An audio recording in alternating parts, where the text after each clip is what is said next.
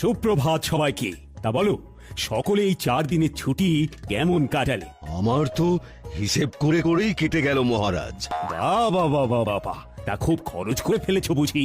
গে আমার তো মোহর গুনে গুনেই কেটে গেল মহারাজ। তোমার তো অগুন্তি মোহর, সেক্ষেত্রে গুনতে তো হবেই। আমি মেয়ের বাড়ি গিয়েছিলাম মহারাজ। হ্যাঁ, ছুটিতে একটু না ঘুরতে গেলে হয়? আমি বাড়িতেই ছিলাম, খেয়েছিও কম, যাতে খরচ বেশি না হয় আমার সঞ্চিত ধন। হ্যাঁ, বেশি খেয়ে মোহর সব না উড়িয়ে দেওয়াই ভালো। যাই হোক, তাহলে দেখছি এই 4 দিন তোমরা সবাই খুব ভালোই কাটিয়েছো। হ্যাঁ, না মহারাজ, আমরা এই 4 দিনের ছুটি কেউ খুব ভালো করে কাটাই। মানে এই যে তুমি মেয়ের বাড়ি গিয়েছিলে, বৈদ্য এই ছুটিতে এত জিনিস কিনেছে যে হিসেব করেই কাটিয়েছে। সভাকবি বাড়িতে ছিল কিন্তু কম খেয়েছে, আর মন্ত্রী অগুন্তি মোহর গুনেছে। তাহলে সবাই তো মনের সুখে যে যার কাজ করেছে। মহারাজ, অনেক সময় মুখে শুনে যা ভাবা হয় তা ঠিক হয় না মহারাজ। আমি মেয়ের বাড়ি গিয়েছিলাম কিছু আনাজপত্র আনতে, যাতে বেশ কিছু মাস আমার বাজার করতে না হয়। কারণ এখন বাজারে জিনিসপত্রের যা আকাশ ছোঁয়া দাম মহারাজ। আমিও এই কদিনের ছুটিতে প্রচুর জিনিস কিনে তার দাম হিসেব করতে বসিনি মহারাজ। আমি হিসেব করছিলাম বেতন পেয়ে কোন খাতে কতটা খরচ কমিয়ে গোটা মাস জীবন ধারণ করতে পারবো। আমিও যাতে বেশি না খেয়ে তাড়াতাড়ি আনাজপাতি শেষ করে ফেলি, সেই জন্যই কম কম খাচ্ছিলাম। এরকমের কারণটা কি বুঝতে পারছি না তো। তোমরা তো সবাই যথেষ্ট পরিমাণে বেতন পাও, তাহলে আগে মহারাজ, অপরাধ নেবেন না। আপনার এই বেতনে এখনকার যা পরিস্থিতি, তাতে আমাদের মাস চালানো খুব দুষ্কর হয়ে যাচ্ছে। মহারাজ, আপনি বেতনের দিকটা একটু ভাবলে ভালো হয়। বেতনের দিকটা ভেবে দেখবো মানে কি বলতে চাইছো? বেতন বাড়ান মহারাজ, বেতন বাড়ান। অসম্ভব, অসম্ভব। এই তো বিগত 4 মাস আগেই বেতন বাড়িয়েছি। তোমরা সবার কাজের পাশাপাশি উপরি আয়ের ব্যবস্থা করো। উপরি আয়? মহারাজ, মাথা ঠান্ডা করুন। একটু ভাবুন মহারাজ, একটু ভাবুন। আমি তোমাদের কথা অনেক ভেবেছি, এবার তোমরাও আমার কথা একটু ভাবো। আমি বেতন বাড়াতে পারছি না, আর আজকের মতো এখানেই সভা শেষ করছি। তোমরা সবাই এসো। বেতন বাড়ানোর কথা বলতেই সবার কাজ শেষ করে দিলেন। এ আবার কেমন ব্যবহার?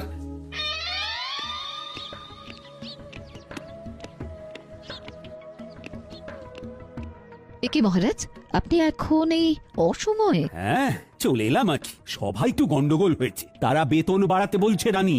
যা বেতন পাচ্ছে তাতে নাকি জিনিসপত্রের বাজারে যা আকাশ ছোঁয়া দাম, তাতে হচ্ছে না। আপনি কি বলেছেন শুনি? আমি বলে দিয়েছি বেতন বাড়ানো এখন অসম্ভব। আমি ওদেরকে বলেছি উপরি আয়ের ব্যবস্থা করতে। সে কথা শুনে সবাই কি বললেন?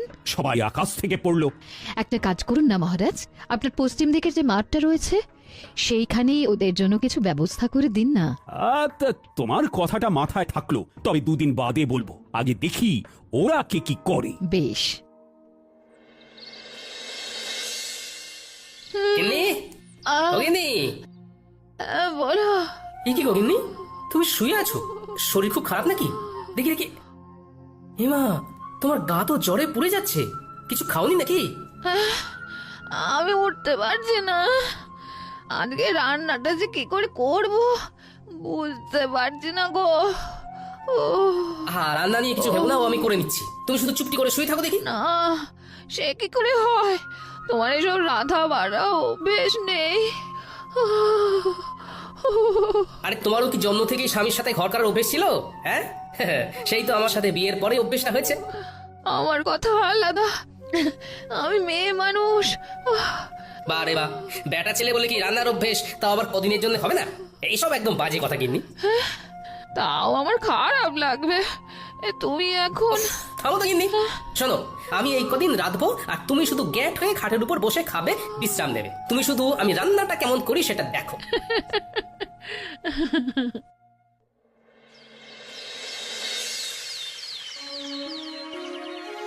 সুপ্রভাত। আশা করি সবাই ভালো আছো। কালকে যা হলো, তারপর কি আর ভালো থাকা যায় মহারাজ? দেখো, আমি তোমাদেরকে যা বলার বলেই দিয়েছি। এই যাবৎকাল তোমাদের যখনই যা অসুবিধে হয়েছে আমি পাশে ছিলাম, এখনো আমি পাশে থাকবো।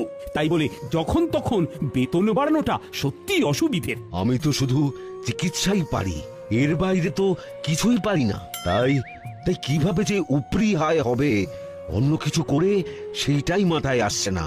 মহারাজ যদি একটু উপায় বলে দেন। আহ, সেই আমাকেই উপায় বলতে হবে? আচ্ছা, দেখছি।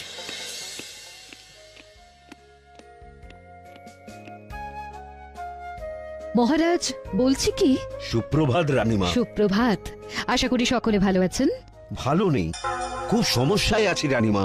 তা আজকে গোপাল আসেনি কেন? তাই তো, তালে গড়ে খেয়াল নেই। আগে মহারাজ, আমি এসেছি। এ কি গোপাল, এত দেরি হলো যে? তোমার শরীর ঠিক আছে তো? আমার শরীর তো ঠিক আছে, কিন্তু কিন্তু আমার গিন্নির শরীর ভালো নেই, তাই ঘরের কিছু কাজ সামলে রান্না করে আসতে গিয়ে দেরি হয়ে গেল। এই রে ও গোপাল, কটা শাড়ি আর চুড়ি এনে দেবো নাকি? গোপাল, তাহলে সুগৃহিণী দক্ষ রাধুনী হয়ে গেলে নাকি? হ্যাঁ, দরকার পড়লে যদি হই তাতে মন্দ কি বলুন? সকলে চুপ করুন, বরং আপনারা গোপালকে দেখে শিখুন। সে স্ত্রীর শরীর খারাপে নিজে এগিয়ে এসেছে, স্ত্রীর কষ্টটা বুঝেছে। ঠিকই তো, না কষ্ট বুঝলে হয়। এই বৈদ্যমশাই, আপনি আজই গোপালের বাড়ি গিয়ে ওনার স্ত্রীকে দেখে আসবেন। গোপাল, সত্যি তোমার তুলনা হয় না। থাক, অমন মেয়ে মানুষের কাজ করে আমার সুখ্যাতি পাওয়ার দরকার নেই।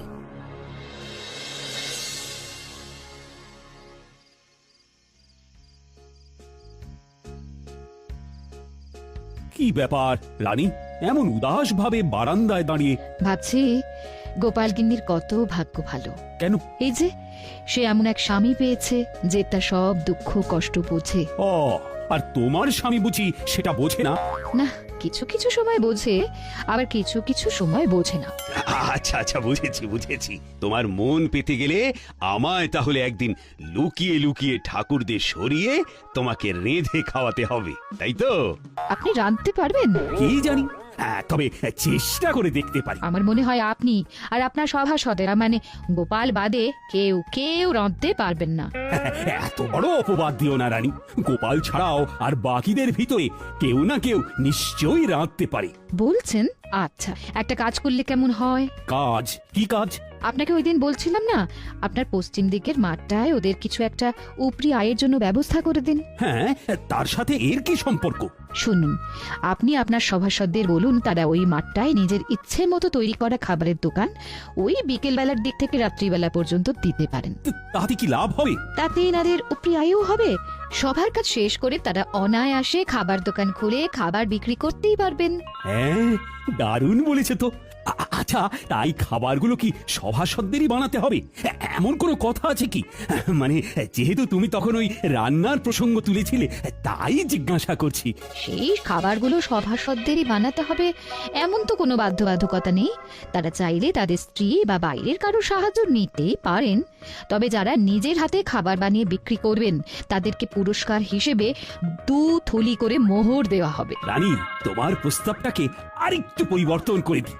সভাসদের এমন বলি, বেশ কিছুদিন ব্যাপী পশ্চিম দিকের বড় মাঠটায় একটা ভোজন মেলার আয়োজন করতে চাই। তাই আমার ইচ্ছে, আমার সভাসদেরা এই ভোজন মেলায় হরেক রকম খাবারের পসরা নিয়ে খাবারের দোকান দিক। তার মধ্যে যে সভাসদেরা নিজের হাতে রান্না করবে তারা প্রত্যেকে পুরস্কার বাবদ 2 থলি করে মোহর পাবে, এবং যে সভাসদের খাবারের দোকানে সব থেকে বেশি বিক্রি হবে সে পুরস্কার স্বরূপ 5000টা মোহর পুরস্কার পাবে। অতীব উত্তম। শুধু শুধু উপরি আয়ের জন্য ওনারা সবাই খাবারের দোকান খুলতে রাজি নাও হতে পারেন, তার থেকে পুরস্কারের কথা বলে মেলায় খাবারের দোকান খোলার প্রস্তাব দেওয়াটা একদম উপযুক্ত। আপনি কালকেই ঘোষণা করে দিন মহারাজ।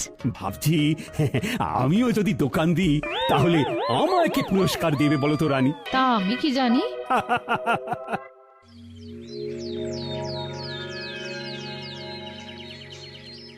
হ্যাঁ, তোমাদের সকলকে আজ একটু তাড়াতাড়ি ডাকার পিছনে আমার একটা বিশেষ উদ্দেশ্য আছে। কি উদ্দেশ্য মহারাজ? মহারাজ? আমি তোমাদের সকলের উপরি আয়ের জন্য একটা পদ ভেবেছি। বাহ বাহ, বাহ। কি উপায় আপনি ভেবেছেন মহারাজ? আমি আমার পশ্চিমের মাঠটায় একটা ভোজন মেলার আয়োজন করতে চাই। সে অতীব ভালো, কিন্তু মেলায় গেলে তো খাবার কিনতেই প্রচুর খরচ হয়ে যাবে। তাহলে এভাবে আমাদের উপরি আয় হবে কি করে মহারাজ? নিজের দোকান থেকে খেলে ব্যয় হবে না মন্ত্রী। নিজের দোকান মানে? আপনি কি ওই মেলায় আমাদের দোকান দিতে বলছেন মহারাজ? একদম ঠিক। আমি চাই পশ্চিমের মাঠে আয়োজিত সারা কৃষ্ণনগর ব্যাপী ভোজন মেলায় সাধারণ প্রজাদের পাশাপাশি আমার সভাসদেরাও খাবারের দোকান দিক। দোকান দিলে উপরে আয় হবে বটে, কিন্তু দাঁড়াও, আমার ঘোষণা এখনো শেষ হয়নি। আমি ঠিক করেছি আমার সভাসদদের ভিতরে যারা নিজেরা হাতে করে খাবার বানিয়ে বিক্রি করবে তারা প্রত্যেকে 2 থলি করে মোহর আমার তরফ থেকে পুরস্কার পাবে। আহা আহা, দাঁড়াও, এখনো তো কথা শেষ হয়নি। আর যে সভাসদদের দোকানে সব থেকে বেশি বিক্রি হবে সে আমার তরফ থেকে পুরস্কার বাবদ 5,000 মোহর পাবে। তার মানে খাবার বেশি বিক্রি করতে পারলে 5,000 মোহর পুরস্কার, আর নিজের হাতে খাবার বানাতে পারলে 2 থলি মোহর পুরস্কার। আবার নিজে খাবার না বানাতে পারলেও অন্য কারুর সাহায্য নিয়ে উপরি আয়ের জন্য দোকান দেওয়া যাবে, তাই তো মহারাজ? একদম, এই মেলা প্রায় মাসখানেক চলবে। তাহলে তোমরা কি ভাবছো? মানে আমার প্রস্তাবে কি রাজি হবে? আমি রাজি মহারাজ। আমি দোকান দিতে রাজি, যদি হেরেও যাই বাজি। আমিও রাজি। আমিও দোকান দেব। মহারাজ, দোকান না দিয়ে সবার দোকানের খাবার চেখে দেখার জন্য কোনো পুরস্কার নেই না? মন্ত্রী, মানে মহারাজ, আমিও সবার মতো দোকান দেব তাহলে। বেশ, তাহলে সবাই প্রস্তুত হয়ে নাও। দিন 7 পরেই শুরু হবে ভোজন মেলা। ও হ্যাঁ, মনে আছে তো সবার, কালকে আমাদের ছুটির দিন, রাজসভা বন্ধ। হ্যাঁ মহারাজ।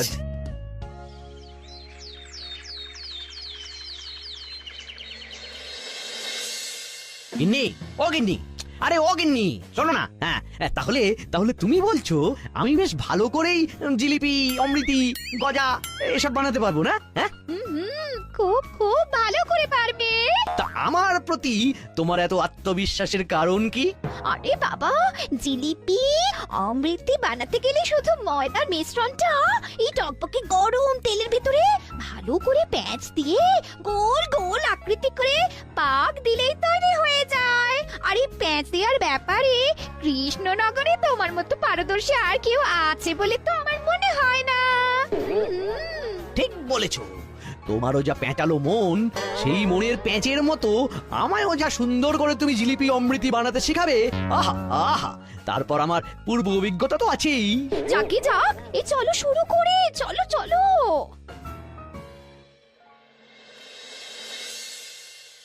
বলি, ও গোপাল, আমার দ্বারা এসব হবে না, আমি আগে কখনো রান্না করিনি।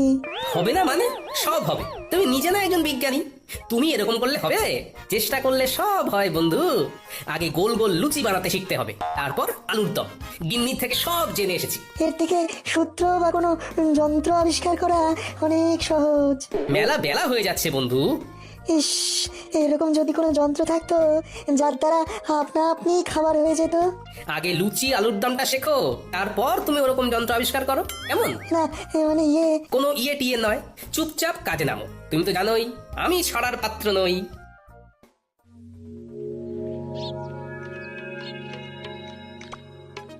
কি হে বন্ধু, কি খবর? বিজ্ঞানী কি রান্না করেছে জব্বর? শিখিয়ে তো এলাম তাকে, একদম ফল পাওয়া যাবে ভোজন মেলায় হাতে নাতে। আহা, কি দারুণ ছন্দ! দেখো তো কেমন বেরোচ্ছে ঘুগনির গন্ধ। কি দারুণ গন্ধ! তা সভাকবি, তুমি কি নাচতে পারো? হ্যাঁ, আমি রাঁধতে পারি, তাতে নেই কোনো সংশয়। সেই জন্যেই মেলায় বিকাবো ঘুগনি ও মুড়ি মহাশয়। সাবাস বন্ধু, সাবাস। তা তুমি কি বেচবে গোপাল? ঠিক করেছো কি ঘুম থেকে উঠে সকাল সকাল? না বন্ধু, কিছু ঠিক করিনি এখনো, দেখি কি বিক্রি করি। হ্যাঁ, তাড়াতাড়ি ঠিক করে ফেলো, কারণ খুব তাড়াতাড়ি দিন যে ঘনিয়ে এলো। গোপাল, ভেবেছি চপের দোকান দেব, কিন্তু বেসন গুলতে গিয়েই তো কাল ঘাম ছুটছে। আপনার এই 2 হাতে নিজে এত পাচন গুলেছেন, আর এখন বেসন গুলতে গিয়ে নাকানি চোখানি খেলে হবে? আমার ভয় করছে গোপাল। দেখি তো, আমার সামনে আপনি গুলতে বসুন, কেমন ভয় লাগে আপনার দেখি। গোপাল, তুমি পারো বটে। একবার হাঁক দিলাম আর তুমি সাহায্য করতে চলে এলে। বৈদ্যমশাই, আমরা একই রাজ্যের লোক, তাই বিপদে ডাক শুনেও মুখ ঘুরিয়ে না শোনার ভান করে বসে থাকলে হবে?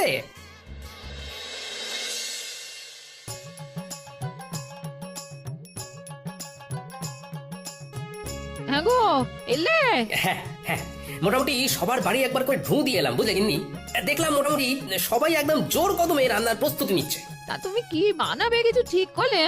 এমনিতে বাড়ির রান্না তো বেশ ভালোই করছো। সেটাই তো এখনো ঠিক করে উঠতে পারিনি। সবাই মোটামুটি সেই গতে ধরা রান্নাই করছে। না, আমায় একটু অন্যরকম কিছু ভাবতে হবে। ও দিদা, এক ঘটি জল দাও না। ঝাল কি ঝাল! আর খাবো না, না বলছি, কাল বলছি আর খাবো না। উফ, বাপরে বাপ! দাঁড়া দি, কিন্তু কি খেয়েছিস বলতো? ফুচকা আমার বাবা শহরে গিয়েছিল, তাই ফেরার পথে ওখান থেকে এনেছিল ঝাল ঝাল ফুচকা। জানো তো দাদু, এখানকার কেউই ফুচকার তেমন নাম শোনেনি। গিন্নি, ও গিন্নি, ফুচকার দোকান দিলে কেমন হয়? খুবই ভালো হয়। হ্যাঁ, সেইবারে খুকির বাড়িতে গিয়ে খেলাম, শহর থেকে জামাই এনেছিল, অসাধারণ। কিন্তু তুমি কিভাবে বানাই শিখবে কি করে? এখনো হাতে 4-5 দিন সময় আছে গিন্নি, শহরে গিয়ে শিখে আসবো কালকে, তারপর ভোজন মেলায় ফুচকা বিক্রি করবো। আহা, শুধু খাবারের মেলায় কেন, গোটা কৃষ্ণনগরে তুমি বিক্রি করবে। এখানকার কেউ জানেই না ওই ফুচকার নাম। ভালো লাগলে না এই প্রচুর প্রচুর বিক্রি হবে। হ্যাঁ, তা ঠিক। আর মহারাজ এটাও বলেননি যে খাবার শুধু ভোজন মেলাতেই বিক্রি করতে হবে। আমি কিছুক্ষণ দোকানে থেকে ফুচকা তৈরি করে ঠেলা গাড়ি নিয়ে ফুচকা বিকোতে বেরিয়ে যাব। তারপর তুমি আর ন্যাপলা, পুঁটি, গুলটে দোকান সামলাবে। দাদু, তুমি চিন্তা করো না, আমরা সব সামলে দেব। দারুণ দারুণ জিনিস খাওয়ালে গোপাল, অপূর্ব স্বাদ। পুরটা খাসা মেখেছো গোপাল। শুভেচ্ছা বন্ধু, একদম অন্য ধরনের জিনিস খাওয়ানোর জন্য। আর অসংখ্য ধন্যবাদ আমাকে লুচি আলুর দম শিখিয়ে দেওয়ার জন্য। আরে ধুর, কি যে বলো, তা বিক্রি কেমন হচ্ছে? আমার দোকানেও মন্দ নয়। আমার দোকানেও তোমার কল্যাণে বেশ ভালোই বিক্রি হচ্ছে। বাহ, শুনে ভালো লাগলো। হ্যাঁ গো, আর দেরি করো না, দেরি করো না, ফুচকার ঠেলাটা নিয়ে গুলটিকে সঙ্গে করে নিয়ে রওনা দাও, আমরা দোকান সামলে নিচ্ছি। হ্যাঁ, ঠিক বলেছো গিন্নি। এই গুলটে, চল চল চল। ফুচকা ফুচকা নেবে গো, ফুচকা ভোজন মেলায় গোপালের বিখ্যাত ফুচকা। এক মোহরে 7টা, খেয়ে যাও খেয়ে যাও, এক মোহরে 7টা। ফুচকা নেবে গো। ফুচকাটা আবার কি? হ্যাঁ হ্যাঁ, আমি বুঝেছি বুঝেছি, ফুচকা কি, তাও আবার খাবারের মেলায় গোপালের বিখ্যাত ফুচকা। চল চল চল, খেয়ে দেখবি, চল, বাকিদেরও ডাক। একটু ভালো খেতে ভালো খেতে, আরো দিন আরো দিন, আমায় ফুচকা দিন। দাদু, মন বলছে এই এক ঠেলা গাড়ি ফুচকা না নিমেষেই শেষ হয়ে যাবে। দেখে নিও দাদু, তুমি হবে সেরা বিক্রেতা। দূর পাগলা, সেরা বিক্রেতা না, সর্বোচ্চ বিক্রেতা। দুটো একসাথে বললেও কিন্তু মন্দ লাগবে না।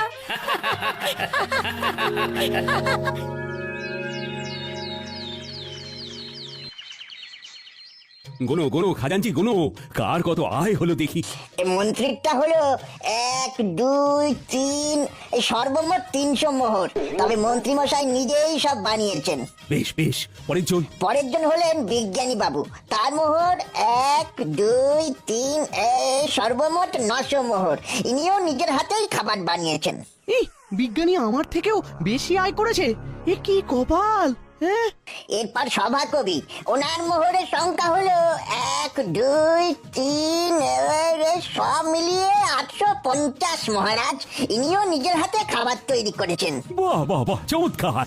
তারপর এরপর বৈদ্যমশাই, ওনার মোহর হলো 1, 2, 3, 600 মোহর মহারাজ। ইনিও নিজেই চপ বানিয়েছেন। এরপর গোপাল, মোহর হলো 1, 2, 3, 7,000 মোহর মহারাজ। ওরে বাবা, সাবাস গোপাল, সাবাস, তুমি বিজেতা। এই ফলাফল মানি না, কারণ গোপাল শুধু ভোজন মেলায় নয়, সারা গ্রাম সারা রাজ্য ফুচকা বিক্রি করেছে। মন্ত্রী মশাই, মহারাজ শুধু বলেছিলেন ভোজন মেলায় খাবারের দোকান দিতে। উনি এর পাশাপাশি এরকম কিছু বলেননি যে সেই খাবার কেবলমাত্র ওই মেলা ছাড়া মেলার বাইরে কোনোভাবেই বিক্রি করা যাবে না। তাই আমি আমার ফুচকার বিক্রি বাড়ানোর জন্য মেলা ছাড়াও মেলার বাইরে এই রাজ্যের অন্যান্য গ্রামেও বিক্রি করেছি। সুতরাং আমি জানি আমি কোনো অন্যায় বা অসততার কাজ করিনি। আমি গোপালের এই যুক্তিকে খণ্ডাতে পারবো না, কারণ গোপাল একদম অকাট্য যুক্তি দিয়েছে। ধন্যবাদ ধন্যবাদ গোপাল, তুমি আরেকবার আমাদের চোখ খুলে দেখিয়ে দিয়েছো যে কিভাবে সততার সাথে পরিশ্রম করে নিজের আয় বাড়ানো যায়, কিভাবে বুদ্ধি খাটিয়ে কোনো নতুন জিনিসকে সবার সামনে তুলে ধরা যায়। সেই জন্যই তো গোপাল আমাদের সবার থেকে আলাদা। নাও আনো এবার পুরস্কারটা, তার সাথে সবাই মিলে বলো গোপাল আমাদের সেরা, তাই ধন্য হয়েছি মোরা। গোপাল আমাদের সেরা, তাই ধন্য হয়েছি মোরা। फिलहाल इतना ही। आपकी तरह मैं भी मायूस हूँ, लेकिन उम्मीद पर दुनिया कायम है। दिल दुखा